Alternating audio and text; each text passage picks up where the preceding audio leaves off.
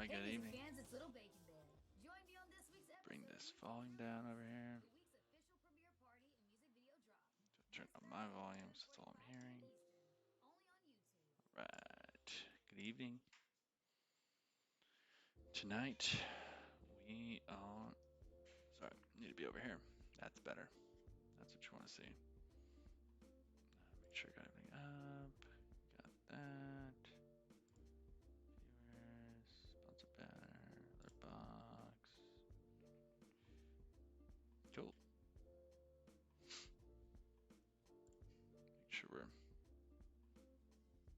Make sure we're all set here. Took a week off. Well, not a week off. I was actually traveling last week.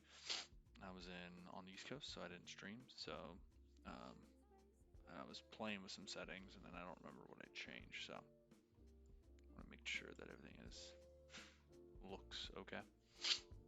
But tonight we will be talking, I guess, the baseline history of wine production and stuff we add to wine, as it's something that not a lot of people want to talk about is what a winemaker or a production person would put into a wine, from making the wine quality better or saving or salvaging a wine, what that means at all different levels, as well as even some natural ways of doing it in terms of the longer historical ways of naturally just letting it turn itself into wine, which is a part of the natural life cycle of wine production. And then if you follow that thread through, it'd be vinegar production.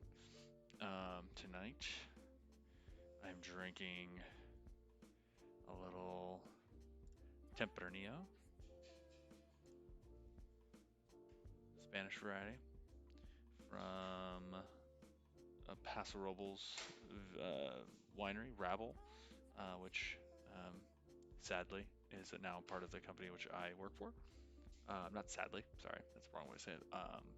Thankfully, it's a part of our company now. This wine was produced before we purchased it, as this is a more recent acquisition, but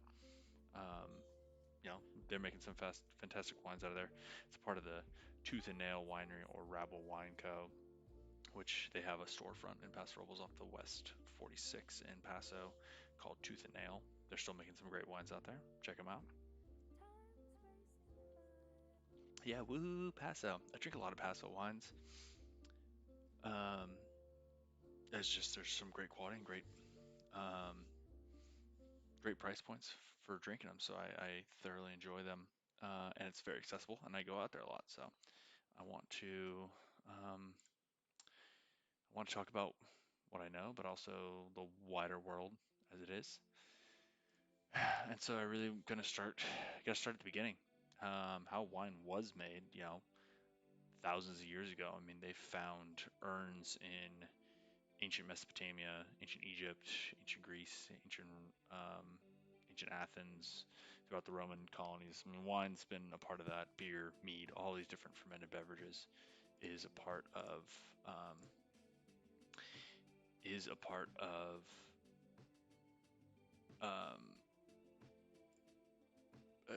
every culture, other than some of the Islamic cultures where drinking was frowned upon.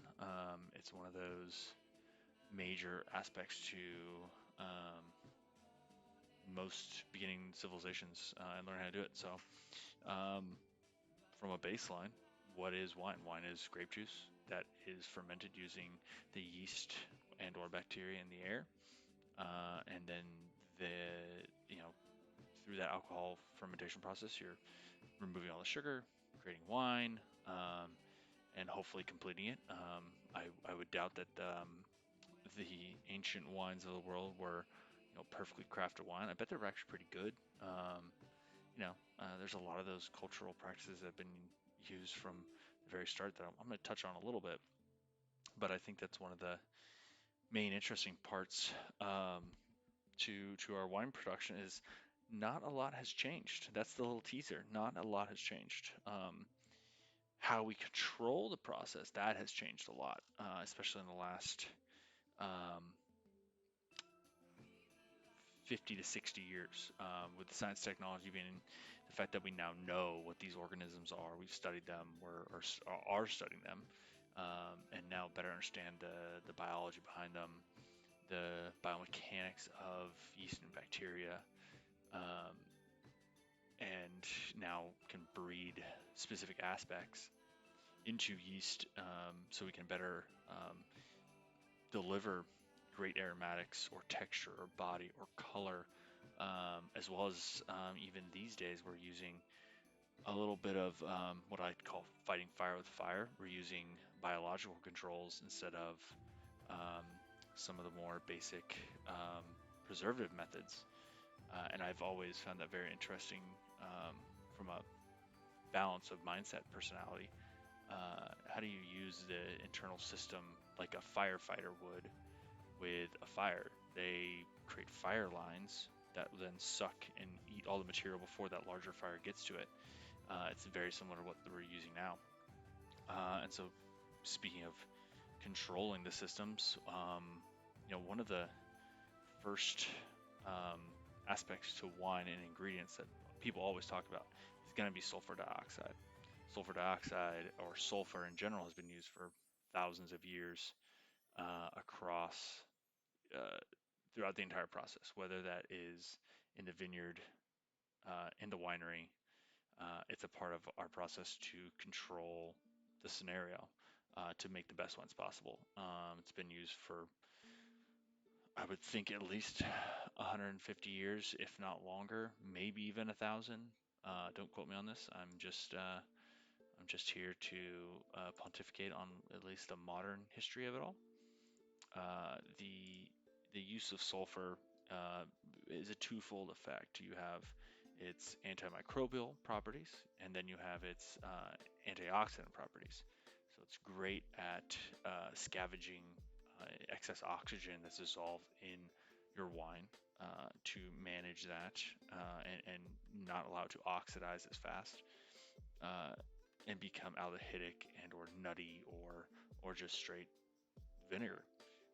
And then also it's a twofold effect again, that it's antimicrobial to where it helps protect against um, multitude of bacteria and yeast. The largest being wild yeast strains that are very harmful, can create some very terrible off aromatics. There's some like Brettanomyces, or that's going to give you the Brett character that some people talk about in French wines, some high-end Napa wines, some good amount of Italian wines have this Brett character, which can be kind of summed up as a barnyardy character, maybe medicinal. It can be very attractive at very low levels. But in modern California winemaking, it's a very faux pas, because it's uncontrollable. That's the biggest factor there. It's an uncontrolled element that most winemakers don't like to have. So we take care of that through sanitation, in the entire process, from every single tank, barrel, line, processing equipment, and now even into the harvesting equipment, when they're picking the fruit, or being the shears that they're going to be cutting the grape clusters off the vine. I mean, now with in the COVID realm, even grapes are being handled, with gloved hands, where that was not so much of a thing. And so there's even more factors involved in terms of controlling quality. Um, so that sulfur dioxide is been a major player in terms of ingredients. Every bottle of wine, if you look on there, will say contains sulfides. One, because we add them. Two, because our yeast friends that ferment this beverage also produce sulfides in very low levels, but they are producing them. So there's a testable amount of free and or bound sulfides in every wine. There are now um, yeast strains that produce less, if not zero, that amount of sulfides in wine, but I still think you have to label them per the U.S. government regulations, It's one of those aspects that they kind of require you to put on the label to be approved. So sulfur, one of the biggest key aspects there. Need to drink a little, get unwound from the day. Stepperneal's pretty nice. Once we get out of sulfur, there's a lot of, well, I guess really there's about 62 items that are approved by the U.S. federal government, the Tax Trade Bureau, to be used in wine. Multitude of items going through the entire process of juice production, wine production. And then there's the multitude of approved items you can use in the vineyard, being pesticide, herbicides. We have PCA in the chat, so love Vista to chime in on how many fun products that we use in the vineyard, and feel free to correct me if I'm wrong anytime, Matt, in the chat. I would appreciate some great insight from your knowledge and education and viewpoint from the vineyard perspective. High five. So I'm not going to go too deep into the vineyard side because it's a little bit of a hairy subject, but I honestly believe that any application of all the different I'll use it additives or management strategies that we use in the vineyard are well documented, well researched and educated in terms of their use, their application, as well as their long-term effects, and even going down a deeper hole there. Even if you are applying them, what's the half-life of those products in terms of when they're ineffective to harming a person, a consumer, especially when it comes to harvesting fruit for making wine. It can get down the road into wheat and corn. I'm not going to talk about that because I don't know anything about that. I just know wine, well, mostly wine. And I would say that the use of any herbicide, pesticide, fungicide, they're used as sparingly as possible, barring the conditions of any vintage year. And it's not the first choice, but um, it's the hand grenade that you may have to use, barring some bad weather or pest infestation or climate event that affects the overall wine quality when it comes to maintaining a sustainable business. So I'll leave that there. But again, circling back to sulfur, that's one of the major components that we will use in a vineyard to baseline manage the health of the grapes before they're pulled in to the winery. And that's, I think, the biggest key from that perspective. And then once we get that into the winery, again, you have those 62 approved items to treat wine or juice per the lingo I'm reading off the TTB website right now. Sorry, I gotta fix my hat. I gotta turn off the fan too because it's also quite warm in here. Hold on. I'm gonna mute this before I do that so you don't hear the clinky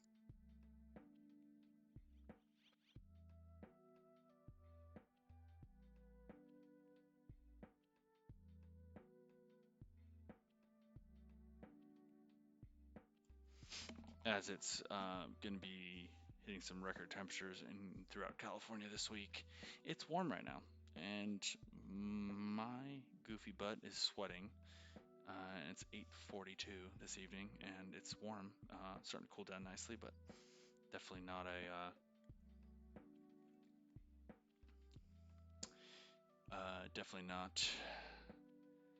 the ideal time for anyone to be living in 100+ degree weather and pushing 110 this week for a lot of the areas of California.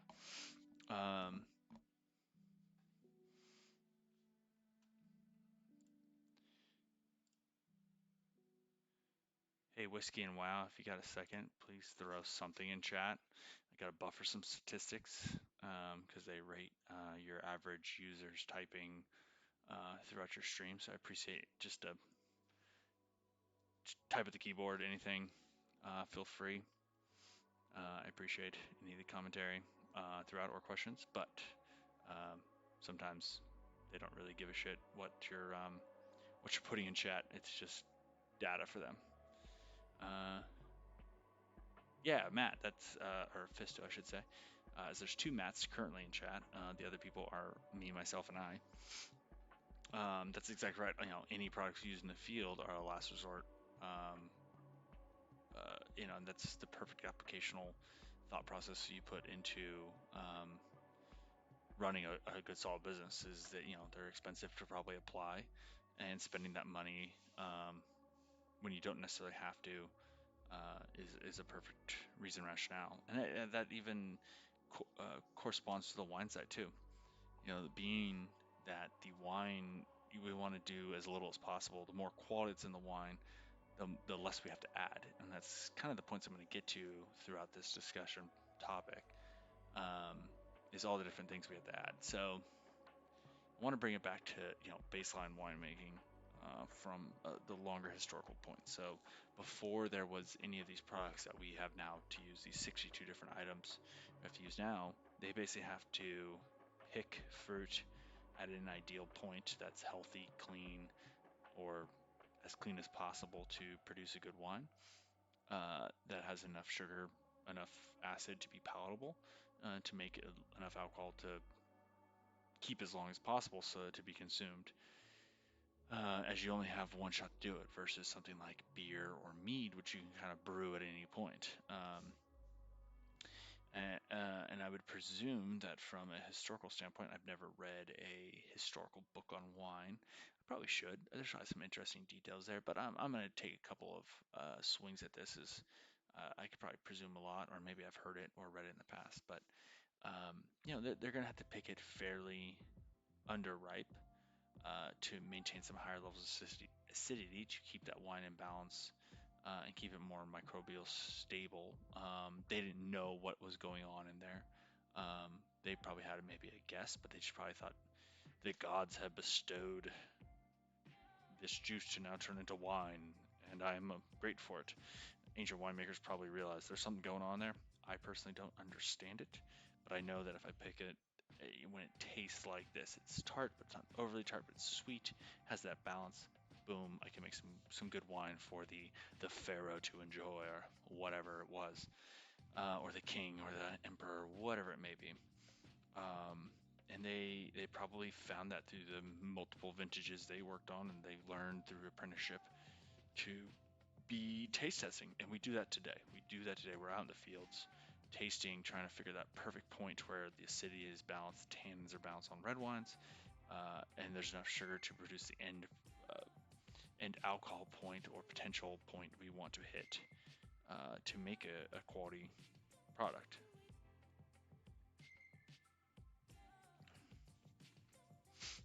And then from there, ancient people probably realized at some point you have to manage your headspace to not leave it open topped because you're going to create film bacteria on top that's going to turn into vinegar. So they probably did that a couple times and realized, we got to keep it in a closed vessel. That helps. And then, sulfur has always been a part of alchemy throughout the ages. And so they probably were experimenting with different materials to seal or add to the products, the wine at that point. And I bet someone stumbled on sulfur and realized, hey, if you add a little bit of this, it helps keep all these bad things from growing on the top and keeps tasting good. And maybe it took some years and iterations of that process to figure it out. And I think that's that's the science before there was the science. That's kind of the cool part. They've been using clay pots and then further into further up the history, more recent, they've started developing oak vessels to store things in, and realize that they add flavor to these wine products, and that allows for better wines and more delicious wines. They've used a multitude of oak products, or wood products, I should say, throughout the ages, depending on the materials they had, and probably, again, through repetition and experimentation, figured out, well, this wood sucks because it isn't holding a liquid, or this wood's better because it can hold liquid, but it kind of has a kind of off flavor, but eh, we don't really care. We're just trying to get drunk. Either way, they figured it out. They figured that, white oak is a perfect piece of wood that has, you know, good characteristics, especially when toasted. A lot of these uh, processes you figure out through the iteration. Maybe if I slightly char this barrel a little bit through a toasting process, I get these nice, lovely flavors of toasted oak and vanilla. And how long did it take to do that? Probably a millennia. Who knows? But we figured it out, and that's about all the knowledge of winemaking additives that we had up until probably the recent 1900s, through the development of science and being able to figure out how to create some of these products in a laboratory setting that you can get to um, in large quantities to affect the change of the chemistry of a wine. And so that kind of leads me into what we're doing today. What we're doing today is we understand the entire biology of the grape, what's in it, what it's made of, and we're even able to pull things out better through the help of the natural attributes of that grape. So on a grape, if you just take a cluster of grapes from a field and you look at it, you just see grapes on some stems. But what you don't see is that the amount of biological material that's on those grapes, from bacteria to yeast, probably even viruses, as that's a very topical thing to talk about right now. All these things are in our environment. There's yeast floating around everywhere. There's bacteria floating around everywhere. They just live throughout our world. They live and they die and they go away. They're in very small quantities, sure, but they're still there. That's how ancient cultures fermented things, because if you just let it sit there long enough, there's enough bacteria that takes a hold in that media to start budding and creating it and dividing into more and more cells that feed off that grape material and hopefully become the largest population strain in there to create wine, and not vinegar or mix the two, which could probably be terrible. And so moving to modern history, we were able to better understand what's on that grape and what's on that grape, even deeper into how, when you crush fruit, what's happening. The skins are breaking down, the pulp is breaking down, stuff is extracting out of the cells of the skins that are adding color or tannin or both. And those things are polymerizing together to create structures that are palatable, create long-standing color. In a red wine, also even in white wine, they can create darker tones, darker whites or golden colors or browns or oranges, depending on the varietal and the makeup and composition of that fruit, which is fairly interesting per the variety. And then even from there, it's happening in that juice solution, I should say, rather, is there's enzymatic activities of things breaking down, and these molecules in there that can be large and gelatinous, they're being chopped up through enzymatic activities. And in modern era, we've able to identify what they were, extracted them, manufacture them, and we can add them back to speed up that process, make it faster, make it quicker. We can make more wine more quickly, more effectively, increase the amount of juice coming out, increase the natural aromatics that we're going to be pulling out of the skins and seeds and the pulp before we discharge the pressed out skins for a white wine. or a fermented red must, and that's pretty interesting. Um, and then even in down even a deeper molecular level, what is the compositional aspect of a grape? What are the different acids in there? What are the different sugars in there? It's not just glucose in there. There's glucose, there's fructose, there's dextrose, there's probably some bits of maltodextrin. There's all these different polysaccharides that are in there. There's a whole wide range of tannin molecules, whether they're condensed or color molecules that are also tannins or anthocyanins. And then there's even subsets of those that we've identified and figured out and understand their interactions better these days. I need a refill. I also need a break from talking because it is hard talking to yourself on a camera. And thank you, Vista, for adding some commentary. I appreciate it.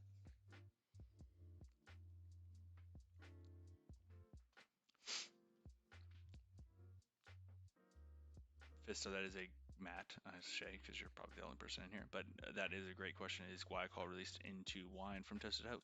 Yes, it is. And you're saying, no, we've been battling to minimize those properties from grapes grown in wildfires. So guaiacol, methyl guaiacol, they are a part of the toasting regime. When you're toasting a barrel or toasting oak adjuncts, guaiacols can be lovely in the conjunction with the furfurols, the vanillins, and all the different components of the wood structure when you're toasting it and they're being created in higher amounts. There are tons of research that the oak coopers as well as universities do on how long, what are the interesting properties of toasting a wood, and it's basically a time temperature ratio. And if you toast something at a low level, you can produce a high amount of different attributes versus a high temperature for a short period or a moderate temperature for a moderate time. And what some oak cooperages have done in the last, I'm going to say 40 years, is they've developed unique attributes on how they're toasting at what temperatures for how long, and modulating that throughout the toasting cycle to create these unique toasting regimes that winemakers like myself get to experiment with, and they can create very precise flavored oak and flavored. I'm using in quotes because they're not actually flavored, but they're toast profiles that can elaborate butterscotch or vanilla or mocha or spice or there's even some fun ones that are coming out these days that are like cream pie, creme brulee, coconut, marzipan. They have a multitude of fancy names for it that's what they're shooting for, these very niche aromatical attributes. And guaiacol is a function of all these different pieces. I might look up and pull up a spider graph of what one of these look like, because they're pretty interesting. And the toasts and how they create them really do have. So I'm looking at one cooper I use. They have American oak caramel, butterscotch, coconut, extreme caramel, extreme vanilla, smoky, spicy vanilla. They have brown sugar, butter, creme brulee, custard, maple bacon, medium rare, mocha, roast marshmallow, vanilla spice, and whiskey smoke. And some of these probably can taste the same, but they do a really good job of looking at all the different components of toasting a wood and all those molecules and minning and maxing the different ones to create these combinations that can give you that. Yeah, it does sound like Thanksgiving. It actually looks like Thanksgiving on the menu on this website I'm on right now. They can find that min max of whether it's guaiacol vanilla being super high and uh, uh, furfural being low to make a medium rare. I'm just guessing at this point. I actually don't know how they made these ones. Or some of the other constituents being super high and these other ones being moderate to create maple bacon or brown sugar. They figured out through the toasting process of the American or French oak, and in some of these French oak can't give you the same properties as the other ones, so they use the other version or even European oak, adding that third leg in that stool to give you these unique toast profiles that allow a winemaker to have some different spices to pull when they're in the kitchen, uh, for sake of this metaphor, to use in creating a more unique wine depending on the variety they're playing with or the taste profile they want to target. And so that's the oak side. And in the wildfires that we saw last year, and hopefully not this year. Um, Thank you to all the firefighters. I'm just gonna say out loud. Thank you to all the firefighters for saving as much as you possibly could throughout the 1.8 million acres of land lost this last year in California. Cheers to them. And then in those wildfires, you have a concentrated amount of smoke aromatics that are in the air. That vine is breathing and respirating like we are. It's not safe to be in these areas where there's high amounts of smoke because you're breathing it. The vines are doing the same thing. And what I've noticed and experienced in a lot of the testing that we did back in 2020 and even in other years, it comes down to the proximity you are to the fire, how long that grape material on the vine was subjected to that concentration, and at what stage that berry was in when it was subjected to that that high amount of smoke period. And there are even some, probably even varietal attributes, or even potentially even some rootstock attributes that can help or harm you in that regard. A lot of this stuff is very unknown at this point. The research is definitely still out on the research is definitely still, they're still working on this. It's hard to do research when there's fires everywhere and power going out to get good, solid, accurate data in terms of wildfire damage on that. But to answer the question and circle back to the beginning, yes, it's essentially the same guaiacol that we use in toasting oak to go into the wine as you would get from the wildfire smoke damage, or smoke taint as we call it in the industry. I'm going to read this question.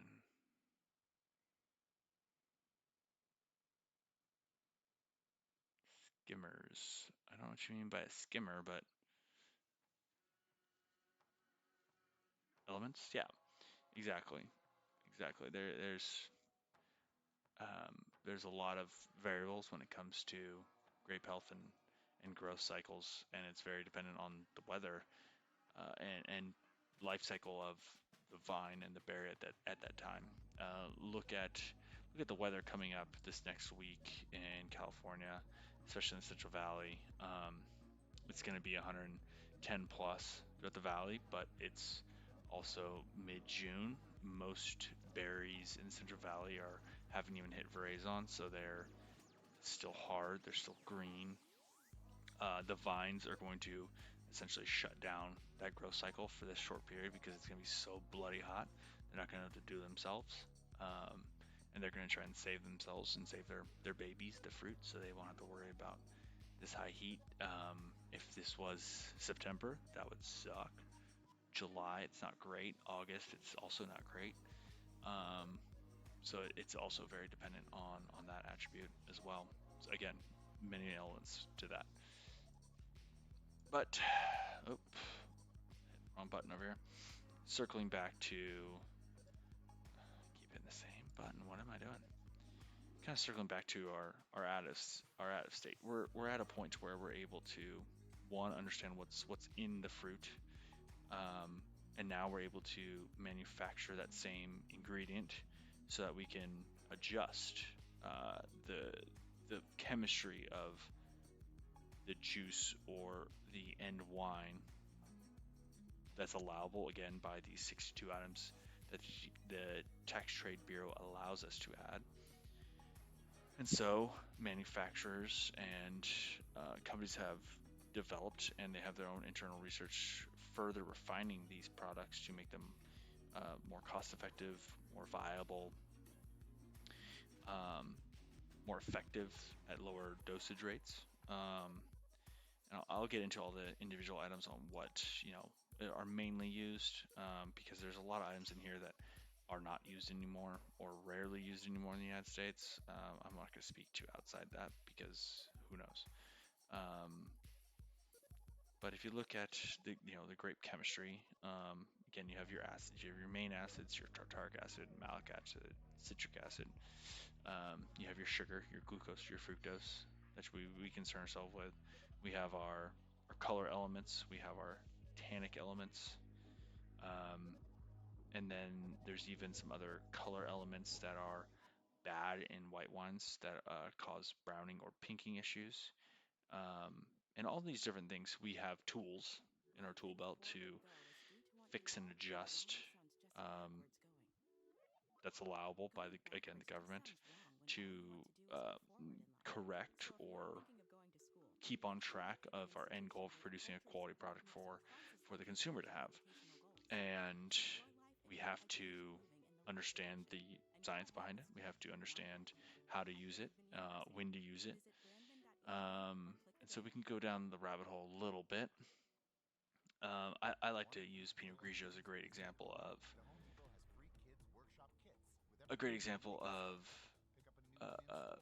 a wine that requires some modification to um,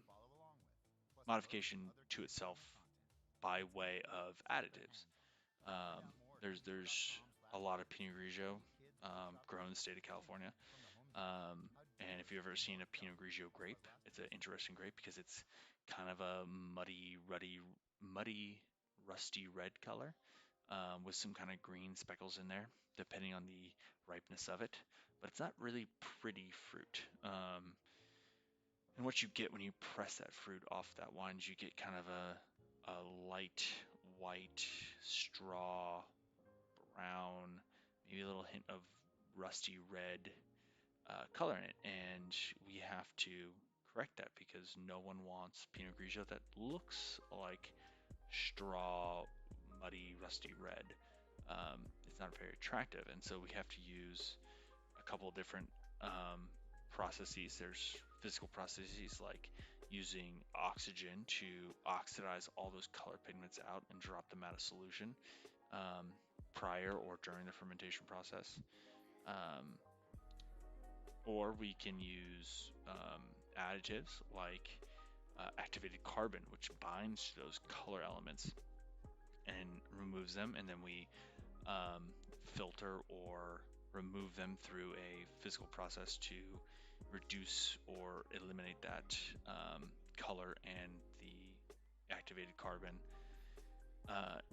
in the solution prior to ferment, as well as we can use it on the wine as well. I will denote that as well to reduce the color there. And that's one way we can do that. And then that carbon effectively will become deactivated. They do call it activated carbon. We'll deactivate that and remove it from the wine through filtration and going to bottle. So we use it, we treat it, it gets removed, it's gone. I call that an additive or treatment of the wine. It's not in the product when someone consumes it. If it was, it'd be on the bottom of the bottle, and you'd be like, "Why is this thing black on the bottom?" again, that wouldn't be very advantageous to the consumer to partake in, but it's something that we can use. You don't have to use that. There are many, Pinot Gris out there that have more natural color to them. They're picked at a more underripe tone to minimize that. You can quickly bring that fruit in from the vineyard, press it off very gently to minimize that color extraction and pickup, and then use some other mechanical methods to again minimize that end all appeal and representation of that light color in there. And then some of that stuff will drop out through the life cycle of the wine without adding any additives, but it still could have some unpristinely white, clear, polished yellow color to it. But that's without using anything.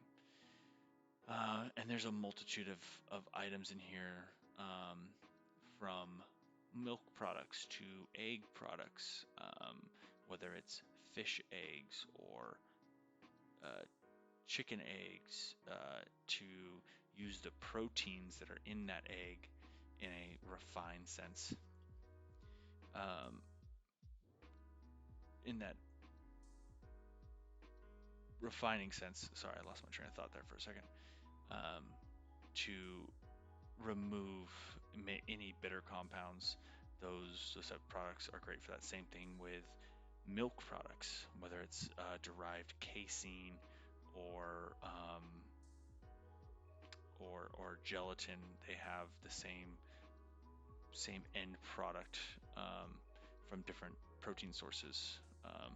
Casein being milk, cow derived, and gelatin being generally pig derived. And they have great effectiveness in terms of removing heavy bitter compounds that are oppositely charged to remove that.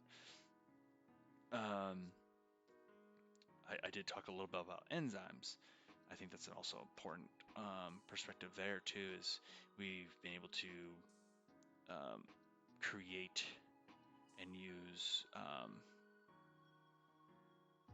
different microbes to extract and manufacture different enzymes to speed up the process of wine processing.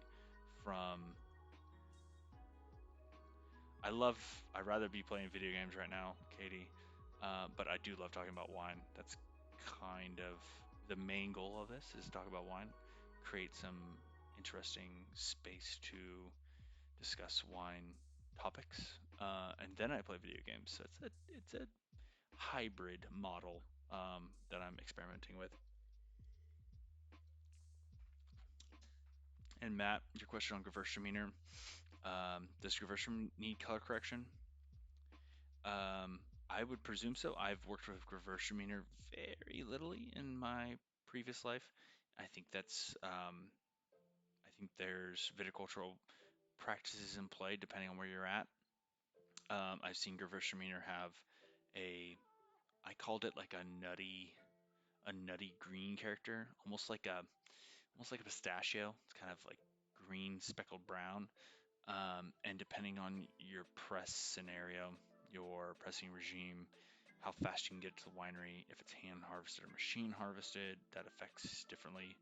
Hand harvesting, you're able to whole cluster press that fruit, especially on Gewürztraminer, to eliminate the color contact. I would think that there's not enough stable color in there to cause long-term impacts that would need color correction.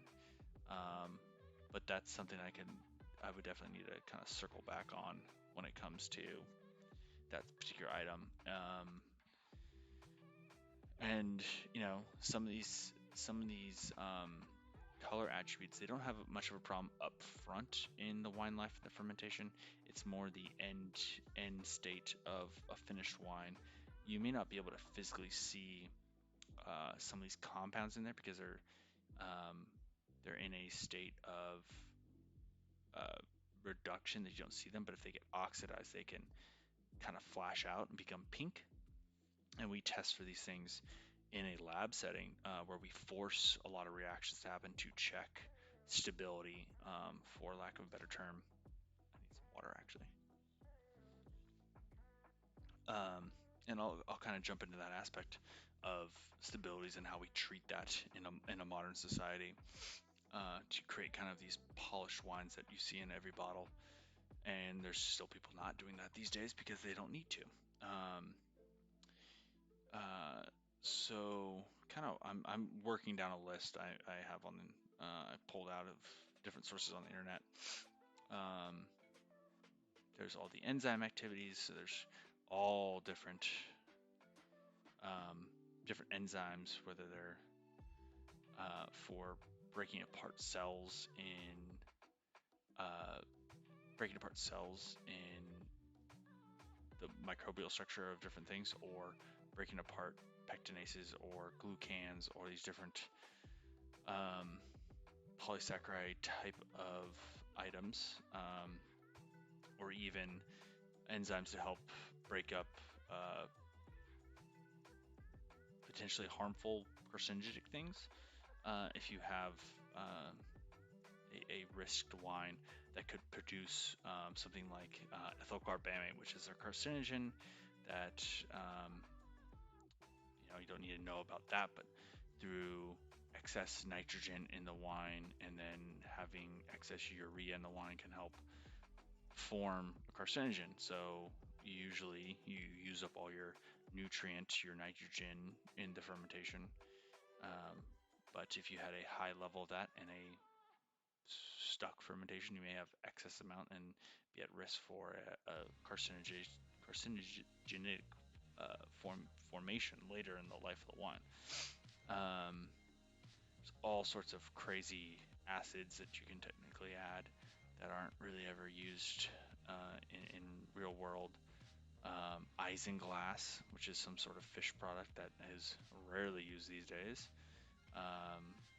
Lactic acid, malic acid, different forms of acid to correct the natural acid deficiencies or balance a wine that may have not enough for anything.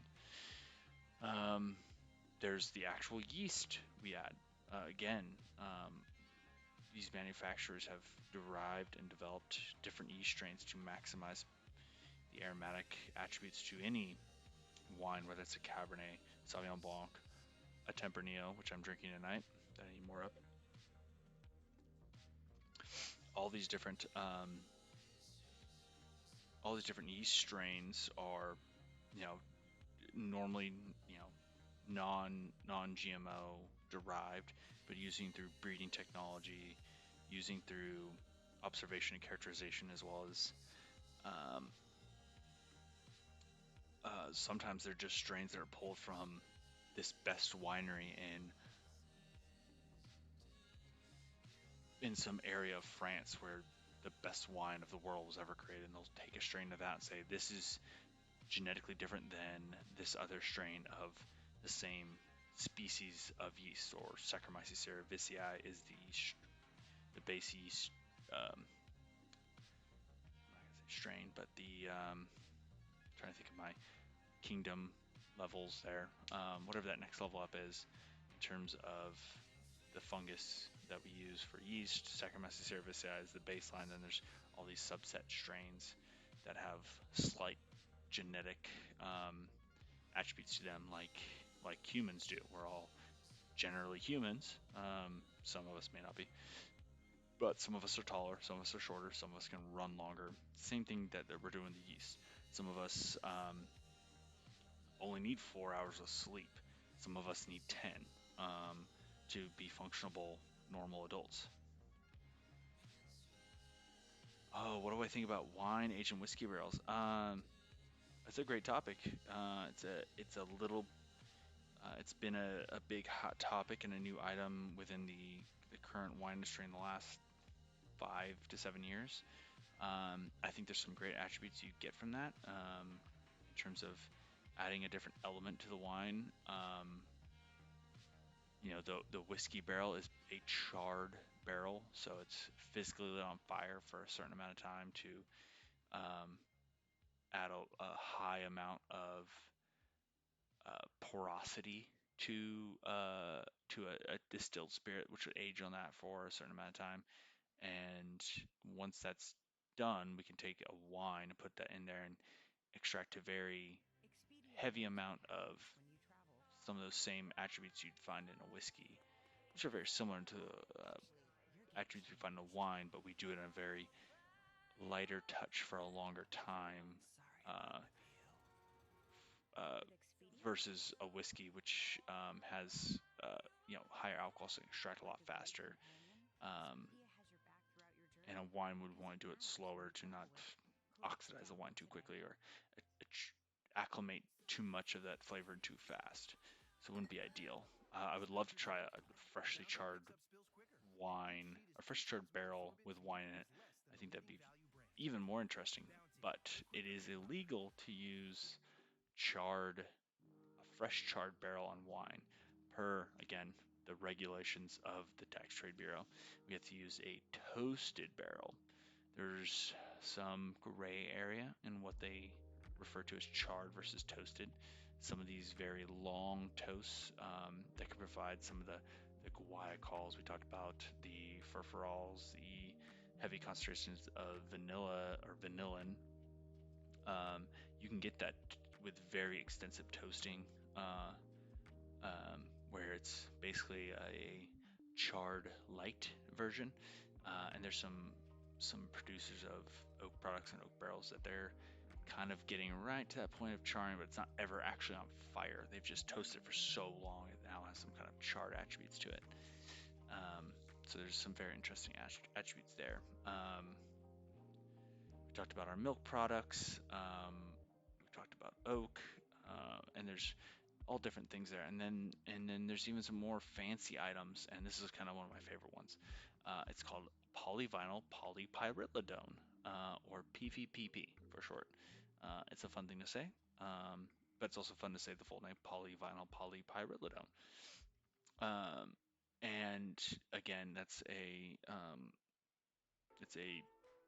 for lack of a better term, it's a chemically derived plastic that has a charge to it that helps remove color from a wine, or remove any colored charged product that may have a hindrance on the appearance of a wine, or can correct some of the bitter compounds even in a red wine, and that we've used on occasion.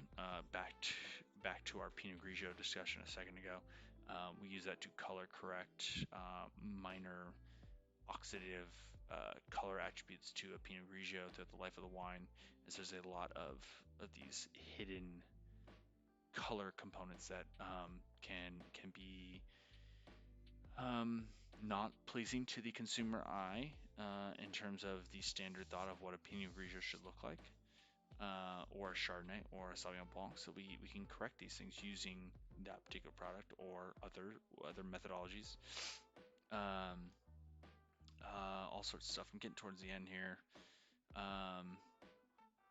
There's all sorts of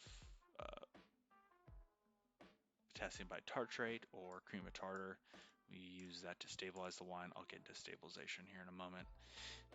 Tannins. The industry has done research and developed looking at grape seed tannins and oak tannins, as you can add oak and you can add tannins, and you can refine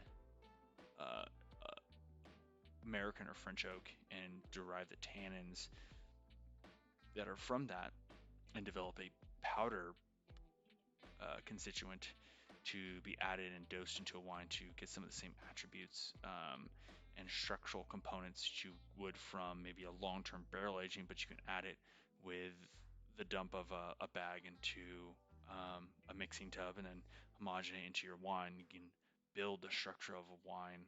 I was actually looking at that this week. I have a Petite Syrah at my work where it kind of lacks in some of the bigger structure elements you think about a Petite Syrah, and I want to fix that because it would make a more recognizable varietal correct Petite Syrah. We can correct that as there was a potential deficiency or extraction of what was in the fruit when we received it at the winery. And we can do that pretty cost effectively through the work of these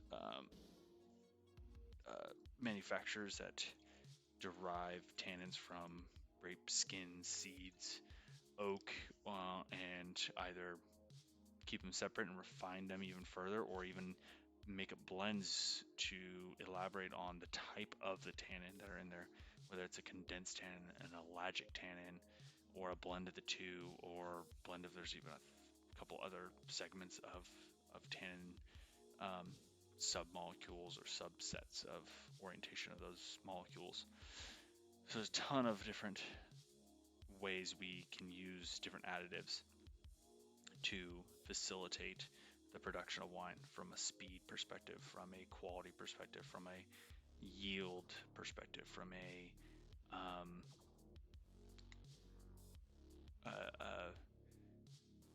moving the end goal of that wine from where it started is the way I would like to phrase that. Take a moment break here.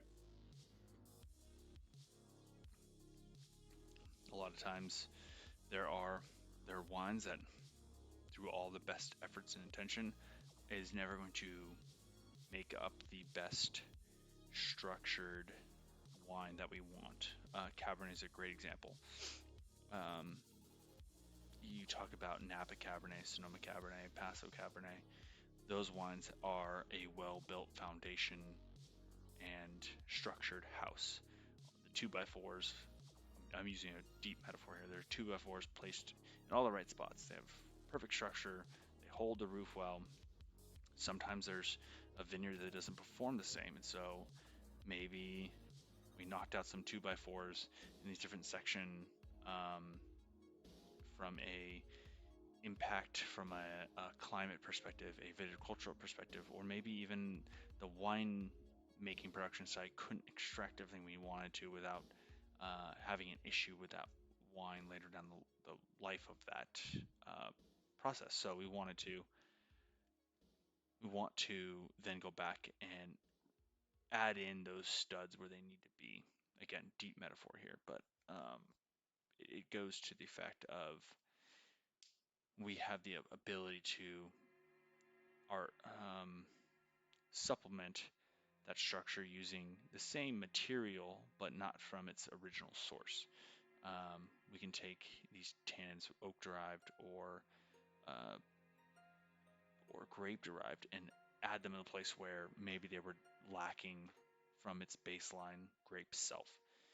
And those are the tools we have on hand to use to build that wine up, to make the best thing we have, to give a better end product to the customer on pulling that wine off the shelf and getting something that they purchase, they buy, they pour in their glass, and they say, wow, that was $15, it's $20, that's a great bottle of wine. Versus not doing that and saying, it really wasn't the bang for the buck. You can always buy more expensive fruit. That's going to increase the cost of your wine. And sometimes that's not really sustainable in terms of a business practice. So we have to look at how do we balance the two attributes, buying the best fruit we can at the price point we can arrive to maintain our costs on that, as well as supplement based on the guidelines that were provided by the federal government, that they've said that these things are adequate and safe to use, and the manufacturers that produce things in very safe, very conservative ways to have these tools to, again, build up the structure of a wine or help elaborate the natural attributes of that wine through the use of science. This is kind of a good point I want to diverge into the other end of the spectrum in terms of current operation production wineries that don't use additives because they, one, don't need to, or they don't want to from a holistic, natural perspective. There's some great wineries out there that they're making some fantastic wines doing this. and I can go on record in saying that there are many wineries out there that they don't rely on additives to make their wines. Um, Especially on the high end side, they're looking at the natural attributes of that wine to showcase the terroir, as we put it, the natural sense of place of what happened that season, that year, the, the efforts put into the vineyard, the efforts put into the winemaking side, the time aged, and how that creates a well-balanced wine through careful consideration, through diligent management of that throughout its entire life cycle. And there's I've worked for companies that don't add products to their wines. On very rare occasions, they're maybe adding yeast to a particular lot, and then that first lot basically kind of seeds the growth of the rest of the yeast for all the other fermentation subsequent. There's enough in the ecosystem of that winery to inoculate through air, the air, um, to allow natural fermentation to happen, as well as what's coming in on that fruit to be the perfect amount of yeast to fully ferment that wine out. And through management of that fermentation, you're able to achieve that. Quick question real here is, have you done any flash taunt at your winery? And do you have the equipment to do so? We don't have the equipment to do so, but we contracted out flash taunt. And to reference what flash taunt is a operational machine that puts the skins of a red fermentation. I think people mess with it on whites. Not sure why they would, but it's a operational piece of machinery that heats and pulls a vacuum on the juice and skins of a freshly crushed red grape to burst all the cells of the skins open and extract all the color out, and all the tannin that they can get out at that point in a water solution or aqueous juice solution, which are very limited. So you're pulling all that color out, all the precursor flavor aromatics out, and then you're able to press off the skins, and now you can ferment a color red wine, like white wine, in a tank without the skins. And then you can again supplement. And with flash taunt, you have to do a lot of supplementation of additives because you remove the skins and the seeds, which would, through the fermentation process, which would be adding that natural seed tannins and skin tannins back in there and polymerizing with that fresh color you extracted in the flash taunt process to stabilize it. That's one big thing that in a red wine you have to do, is you have to stabilize that color. You have to take these base small molecules of color and tannin and join them together in a bonding process, which is some chemistry that I learned at one point. I don't recall because I'm probably not that smart, one, and two, I only have a limited amount of capacity in here to remember all that stuff, but I know what is happening, when it's happening, and I know a little bit how to affect it in real time. And so in the flash taunt process, you have to add tannins back to rebuild that natural tannin, which you'd have in a standard fermentation, to allow that color pigmentation to then stabilize and keep that color in that wine. You probably don't have to do it as much as I think some people want you to, but you would potentially have that color drop out in the sediment of that wine throughout. So a really good question there, Matt, on flash taunt. I'll probably do a whole another segment on some of these kind of fun techniques and tools that are interesting in terms of like cross-flow technology and ultrafiltration and reverse osmosis and flash to taunt. I've accumulated some interesting videos over my tenure that I have stored up on my phone that I could dig up and put together a little summary and video slideshow. Go to full PowerPoint presentation mode on a Twitch stream. I think that would really sell some major viewers coming in.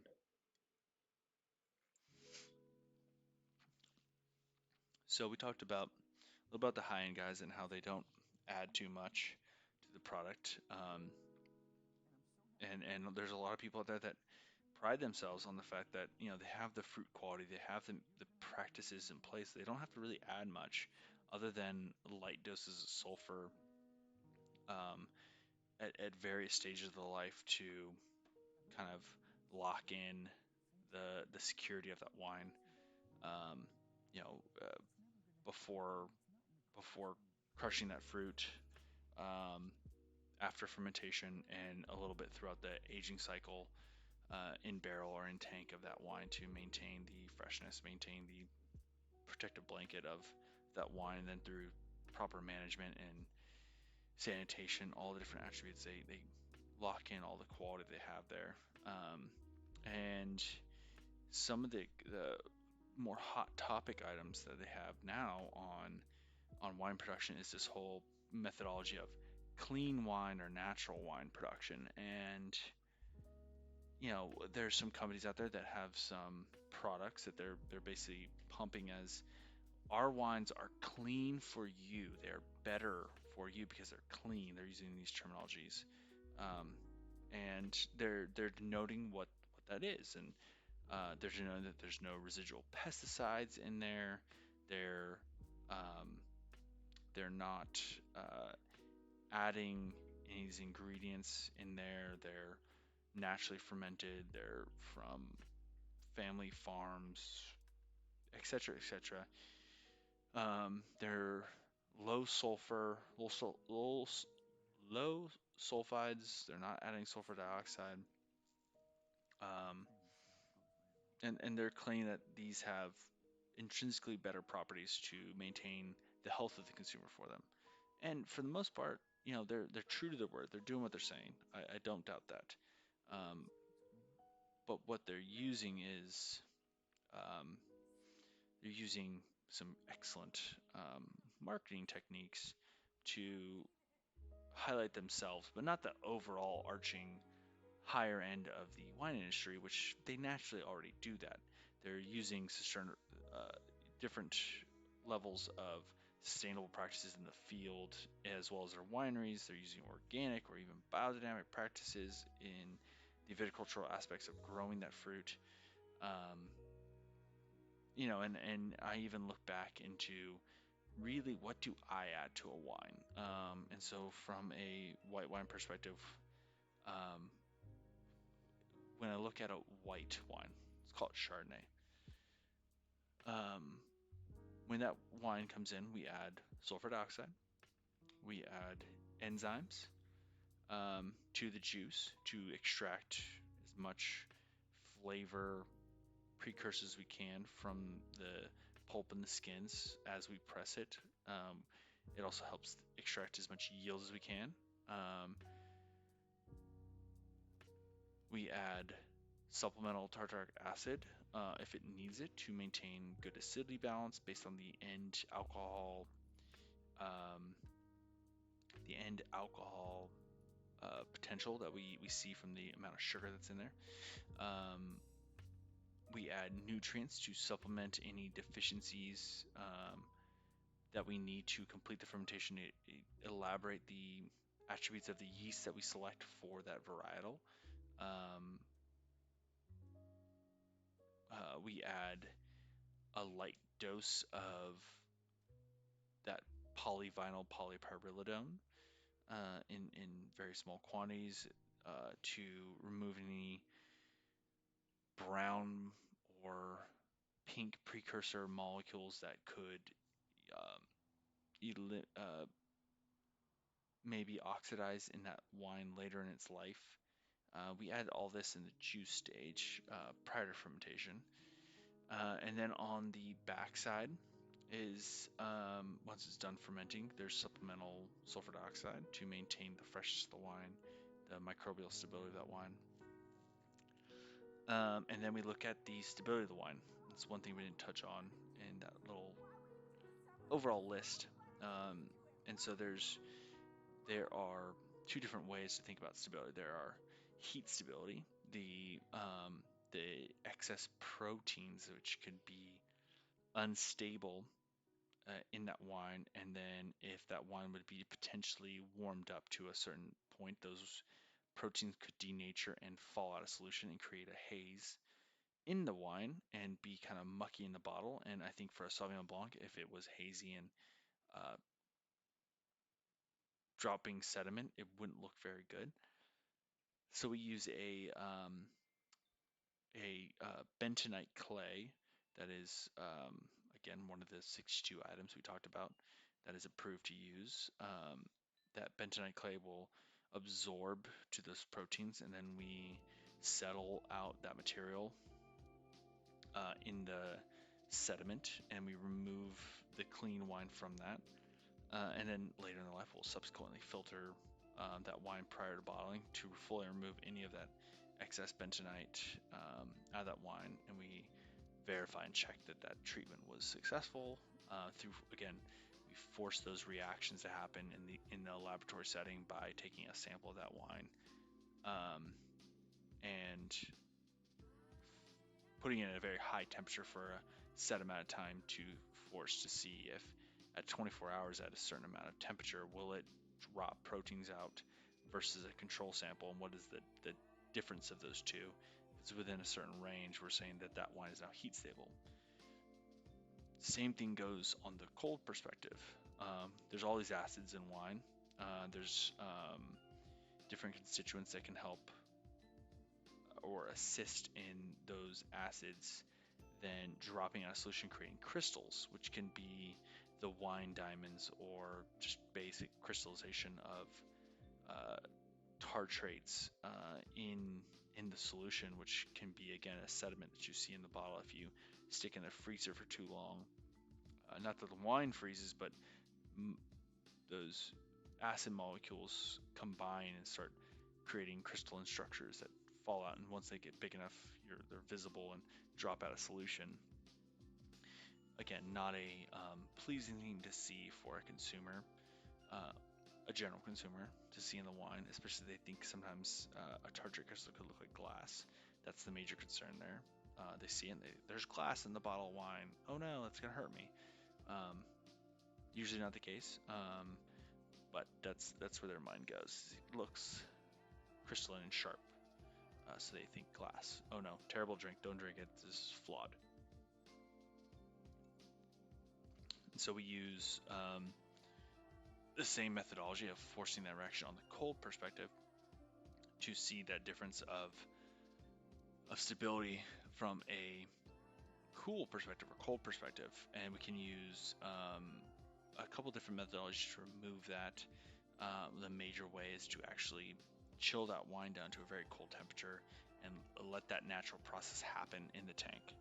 And then once that process is verified and checked that it's to a specific level of conductivity percent, we're able to say that that wine is cold stable. We can then either filter off that wine or remove it from the tartrates that have formed in that tank, which wouldn't precipitate the next time. And so those are the different attributes there. And then once that's done, it's basically a sit and wait period and storage and maintenance of that wine before it goes to the bottle. And then depending on the wine, there could be subsequent blending with other varieties to elaborate the natural characteristics we want to have, or we like to add a little bit of another white wine variety to a Chardonnay to give it a little more elegance, to add an attribute that it didn't naturally have. And whatever variety that is, it could be a multitude of things, whether it's a Chenin Blanc or a Muscat or a Viognier. They can add all different attributes in small quantities, as well as we're staying within the prescribed varietal vintage and appellation perspective of a wine. We're able to do that. And that's the basic of white wine production in my world. And that's a fairly basic thing, and most of those items, those ingredients, are natural to the product, and we're just supplementing. They're removed through physical methods, whether it's filtration or deactivation and removal through, again, filtration. Um, they are uh, not testable in the product. There's a multitude of products that once you add them, they magically disappear, um, as they're not adding a chemical attribute we can physically test for, and that all sums up to how we do that, and what you want to define as a ingredient in the future, as I can only presume that maybe one day everything we add to a wine will have to be, like any product we buy that's food. I'd show you all the major ingredients that are in there, and there's probably 1,000-page list on where they have to work within to denote what is a ingredient you have to label, and in what quantity. You have to label in order of highest to lowest.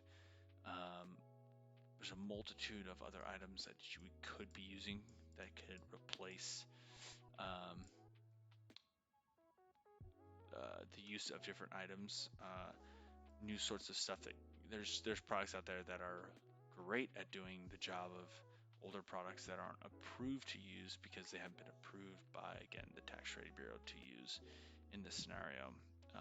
But they are probably end all safer because they're used in food products all the time. They're not approved to use in wine. But they currently don't have the status to be used in wine, is what I should say. There are even sterilants that you add that they dissociate, denature, and they're effectively gone from the product to use, that you can use to replace sterile filtration or use of sulfur dioxide, or even stabilization chemicals like potassium sorbate or potassium benzoate, which are used regularly in food products to prevent against spoilage. That in a liquid solution like wine, something like dimethyl dicarbonate.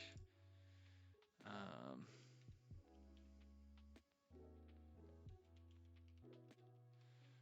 gotta look this up. Dimethyl dicarbonate, yeah, DMDC,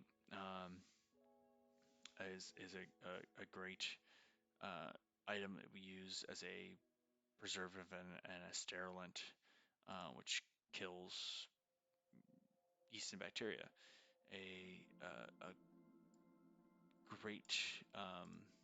great difference between that and something like a sodium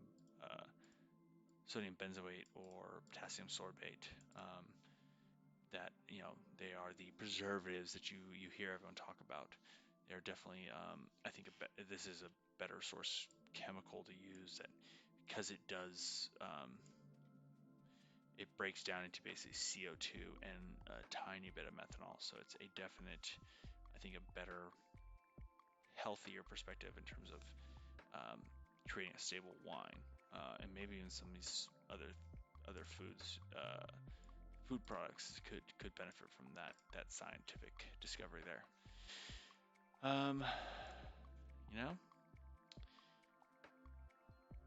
I could keep going all day into all these different items, but there is very little to go on. I could go down so many rabbit holes, but I think I can leave some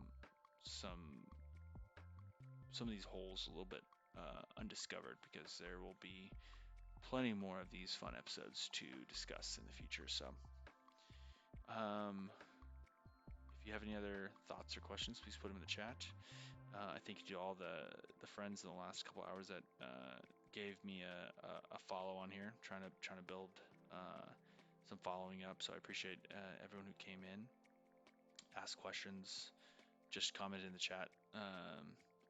All these things are the statistics that Twitch likes to compile on to help you, GGs, to maybe one day be able to get some subscribers in here, and I can make this stream a little bit more fun and interactive and not super baseline with my janky free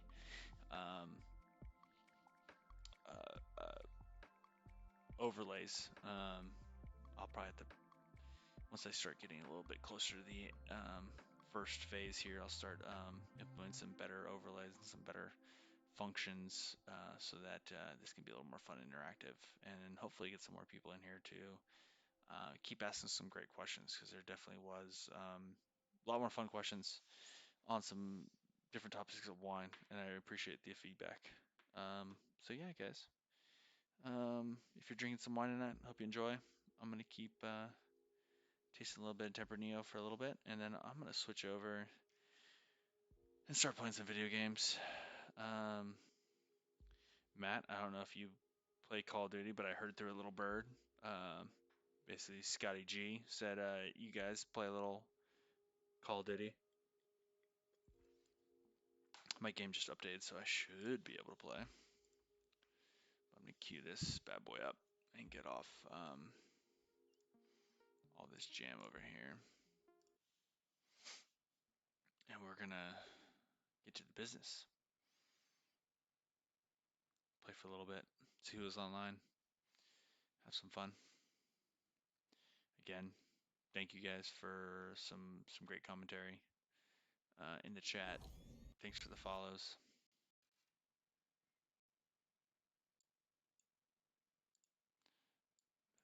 Bring up.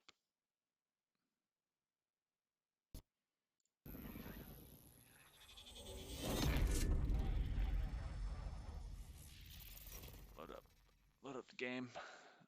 I need to pull up Discord.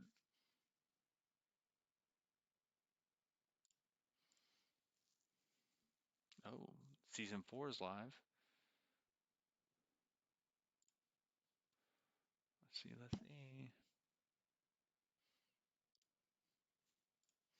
Sorry, I gotta look, grab my camera over here. All right, gotta update. Never mind. These updates happen. You really gotta get that going. Hold on. I'm gonna go get some water, stretch my legs real quick, but I'll be back.